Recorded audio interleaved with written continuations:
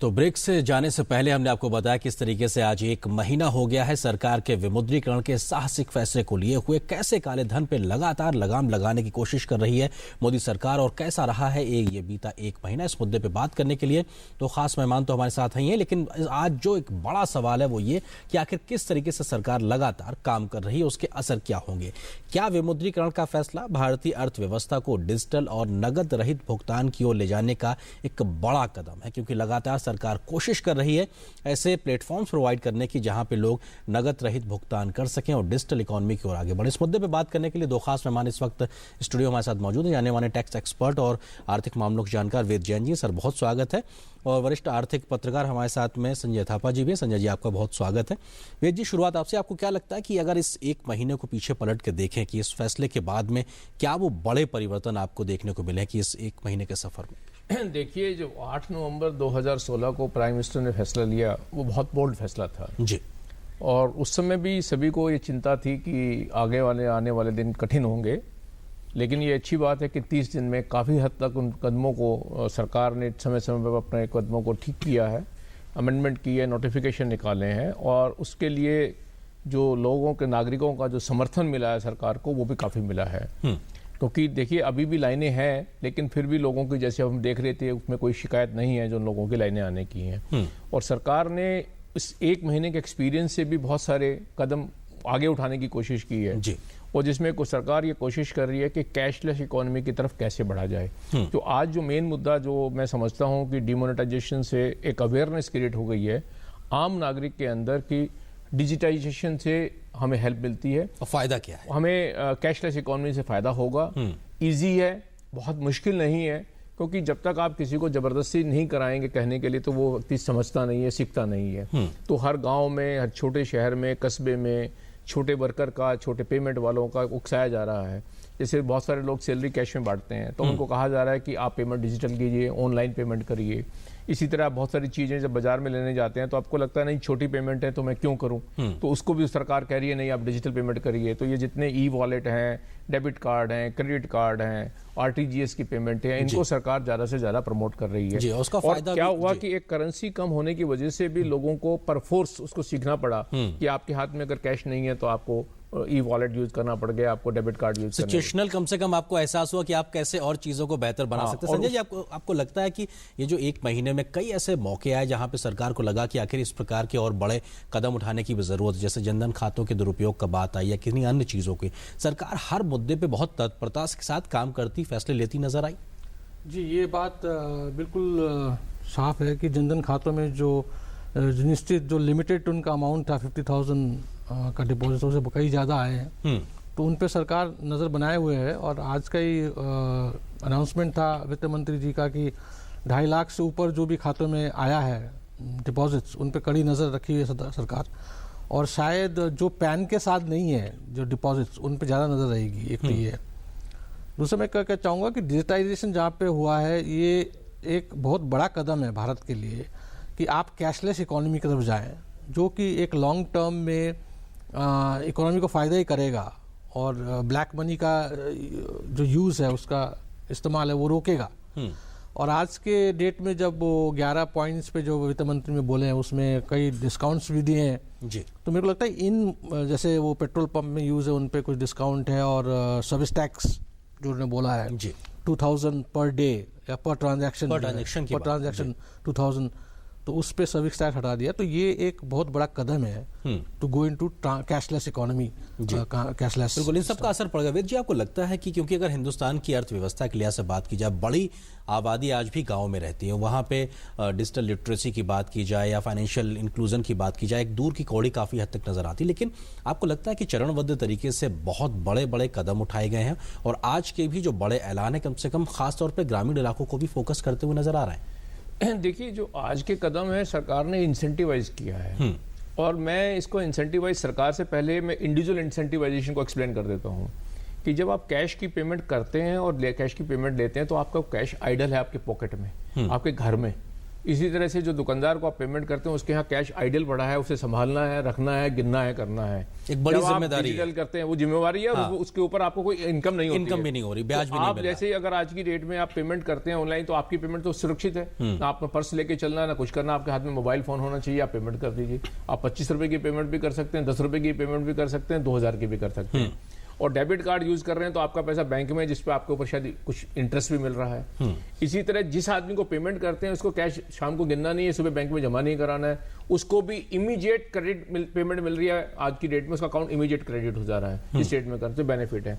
सरकार ने इसको और फर्दर बूस्ट करने के लिए जो आज 11 पॉइंट का एजेंडा इशू किया है, जैसे आप पेट्रोल खरीदेंगे तो सरकार ने कहा 0.75% का आपको छूट मिलेगी जी। ये एक सरकार का इनिशियल फेज में जैसे होता है लोगों को एनकरेज करने का, वो बूस्ट करने की कोशिश है। इसी तरह से उन्होंने और पेमेंटों के बारे में भी कहा, जो आप रेलवे की टिकट के बारे में, कैटरिंग के बारे में 5% की छूट दी है, 10% की इंश्योरेंस में जी। और उसका मैं इंडायरेक्ट अगर मैं समझता हूँ कि क्या है कि ऑनलाइन से फायदा इंश्योरेंस कंपनी को भी है, कंज्यूमर को भी है, क्योंकि जब आप ऑनलाइन करते हैं तो आपको एजेंट बीच में से निकल जाता है, तो इंश्योरेंस कंपनी को पेमेंट करनी पड़ती है, एजेंट को वो नहीं करनी पड़ेगी, तो ऑनलाइन पेमेंट आपके अकाउंट में आ गई 10% की वो, तो वो भी उन्होंने एक अच्छा साधन निकाला। तो इससे क्या है कि लोगों को इसलिए उकसाया जा रहा है, उनको एनकरेज किया जा रहा है कि आप ज्यादा से ज्यादा पेमेंट करें, और सरकार ने उसके लिए एक फैसिलिटेशन प्रोसेस क्रिएट कर दिया है जी। क्योंकि देखिए जब से डीमोनेटाइजेशन हुआ है, ये तो मान के चलना पड़ेगा कि क्योंकि बाजार में कैश कम हुआ, रात को 14 लाख करोड़ बाजार से कैश चला गया, तो उसको आने में अभी समय लग रहा है, अभी जैसे टाइम रहा है, तो इन बिटवीन लोगों को जो कैश नहीं था उससे लोगों को लगा कि हाँ ये भी एक अच्छा कदम है, इसको आगे बढ़ाना चाहिए। उन्होंने उसको सपोर्ट किया, तो सरकार ने भी उसका आगे एक सपोर्ट दे दिया। आपको लगता है कि एक जो आंकड़ा वित्त मंत्री ने आज दिया कि पेट्रोल की ही खरीद के लिहाज से अगर देखा जाए तो बीते इस एक महीने में लगभग 20% का इजाफा हुआ, यानी कि देश उस प्रकार की चीजों के प्रति स्वीकार्यता दिखा रहा है जो कोशिशें सरकार कर रही है इस प्रकार के पेमेंट से, इस प्रकार की इकोनॉमी को बढ़ावा देने के लिए? नहीं, देखिए ये तो अच्छा आंकड़ा है। जैसे उन्होंने कहा कि पहले हमारे यहाँ 400 कितने उन्होंने बताया 1800 करोड़ रुपए पर डे की सेल होती है, और 20% लोग ही ऑनलाइन वो पेमेंट ई वॉलेट या उसके थ्रू करते थे, और वो 40% पेमेंट हुई है। अब हमें इस मोमेंटम को मेंटेन करना है, तो उसी मोमेंट, क्योंकि ऐसा लगा कि कैश अवेलेबल नहीं तो पर फोर्स लोगों ने बहुत किया होगा, लेकिन मुझे इसमें ये भी ध्यान रखना चाहिए कि इस पीरियड के अंदर कुछ पीरियड में पुराने नोट भी अलाउ कर दिए गए थे एक पेट्रोल खरीदने के लिए 1000 और 500 के, उसके बावजूद भी 40% भी ये हुआ। हाँ। तो अब 0.75% का इंसेंटिव अपने आप में पेट्रोल के लिए बहुत बड़ा इंसेंटिव है मेरे हिसाब से। अगर ऐसा होगा तो साधारणतः सभी लोग ये कहेंगे कि मुझे पेट्रोल सस्ता मिलता है। हाँ। अगर 70 रुपए की बजाय आपको 69 रुपए 25 पैसे में मिल रहा है तो आपको बहुत बड़ा वैल्यू के लिहाज उसका असर काफी होगा। बिल्कुल संजय जी, आपको लगता है कि ग्रामीण इलाकों के लिहाज से भी नाबार्ड के माध्यम से जो कोऑपरेटिव बैंक्स हैं, आरआरबीज हैं, उनके माध्यम से रुपए कार्ड किसानों को दिए जाएंगे, जिसका टारगेट है लगभग 4 करोड़ 30 लाख किसानों के आसपास, क्या ये भी अपने आप में ग्रामीण अर्थव्यवस्था में एक बड़े बदलाव का सूचक वाहक बनेगा? बिल्कुल बिल्कुल, मैं समझता हूँ कि एक एस्टिमेट है कि हमारा एटलीस्ट 40% ऑफ बैंकिंग जी तो रूरल सेक्टर में है ही नहीं। ये एक शुरुआती एक आंकड़ा था, जो उसके बाद जनधन जिस समय जनधन लॉन्च हुआ उस समय एक आंकड़ा था।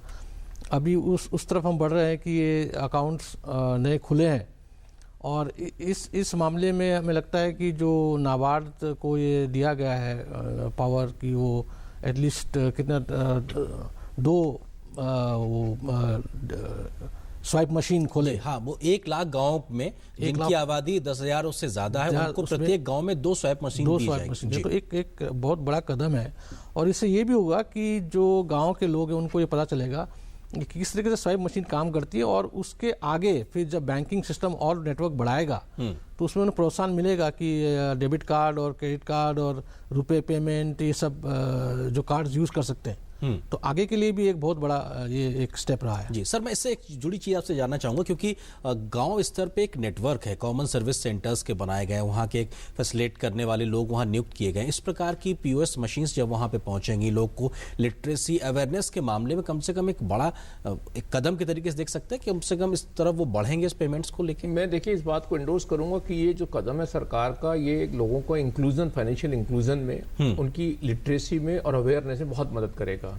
और मैं तो ये बात को इसको थोड़ा और आगे बढ़ाऊंगा इस बात को, जैसे आधार कार्ड से इशू करने से हर व्यक्ति की आइडेंटिटी का इशू खत्म हो गया। जो आइडेंटिटी आदमी की है वो आधार कार्ड से जुड़ गई। अब तो पेमेंट हर देश का नागरिक अपना आधार कार्ड है तो उसका आइडेंटिटी स्टेब्लिश्ड है जी। इसी तरह से सरकार को इसको कदम को आगे बढ़ाने के लिए अगर हम जब फाइनेंशियल इंडिपेंडेंस, फाइनेंशियल इंक्लूजन की बात करते हैं, तो सरकार हर व्यक्ति के बैंक अकाउंट की कोशिश करे कि हर व्यक्ति का बैंक अकाउंट होना चाहिए। जो भी व्यक्ति है, जैसे आधार कार्ड है, उसके पास बैंक अकाउंट होना चाहिए। उससे क्या होगा, एक तो जिस व्यक्ति का अपना पर्सनल बैंक अकाउंट है उसकी इंडिपेंडेंस आती है, क्योंकि वो पैसा उसका है, उसके अकाउंट के अंदर से जाता है।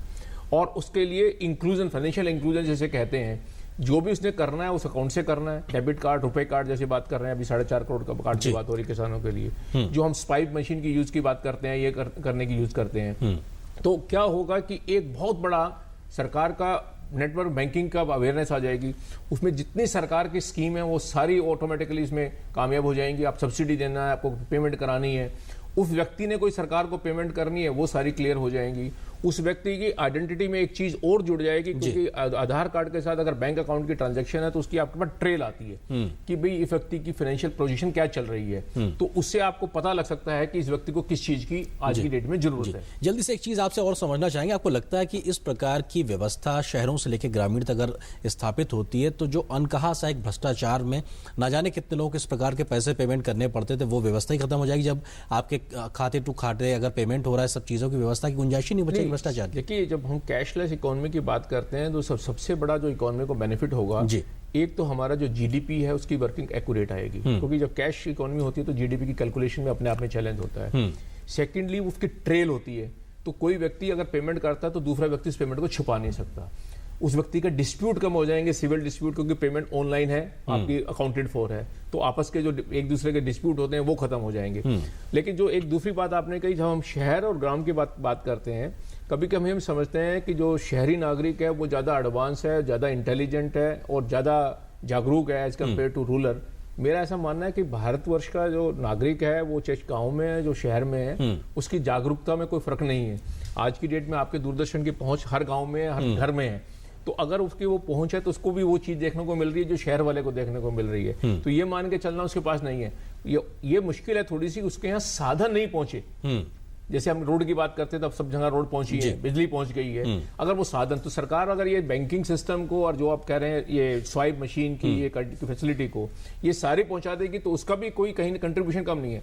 वो तैयार है, जागरूक है, अपने आप को समझता है। उसकी प्रॉब्लम है सिर्फ इंफ्रास्ट्रक्चर उसके वहां पर तक नहीं पहुंचा। अगर इंफ्रास्ट्रक्चर वहां पर है तो वो शहरी नागरिक के बराबर का काम करेगा। संजय जी, एक छोटा सा जवाब से जाएंगे, आपको लगता है कि बस एक जरूरत थी उस पुश को करने की जो कि अब शायद किया जा रहा है, खासतौर से ग्रामीण अर्थव्यवस्था के लिहाज से? जी, मैं तो समझता हूँ कि डिजिटलाइजेशन, डिजिटल इंडिया जब मोदी जी ने शुरू किया था, वो इन सबको देखते हुए उन्होंने शुरू किया था कि किस तरीके से हम जनधन डिजिटल इंडिया बनाएंगे, जनधन खाता खोलेंगे, उसके बाद हम डिमोनेटाइजेशन की तरफ मूव करेंगे और कैशलेस इकोनॉमी एक होगा, जिससे एक बड़ा तबका जो है हम फाइनेंशियल इंक्लूजन गाँव के लोगों को अपने साथ जोड़ सकेंगे। और फिर उसमें सब्सिडी ट्रांसफर करना है, उसमें जो फर्टिलाइजर सब्सिडी ट्रांसफर करना है या फूड सिक्योरिटी, सारे बेनिफिट्स जो है डायरेक्ट सारे बेनिफिट एक नेटवर्क बन गया है, नेटवर्क बन जाएगा जिससे आप ये सब आगे बढ़ सकते हैं। तो एक बहुत बड़ा कदम, बिल्कुल एक तरीके से बड़ी बात कह रहे हैं कि सरकार का हर वो शुरुआत का से कदम कहीं ना कहीं एक फेज के आधार पर चरणबद्ध तरीके से एक दूसरे से लिंक नजर आ रहा है। बहुत शुक्रिया वेद जी आपका, संजय जी आपका हमारे साथ चर्चा में शामिल होने के लिए। फिलहाल यहाँ पर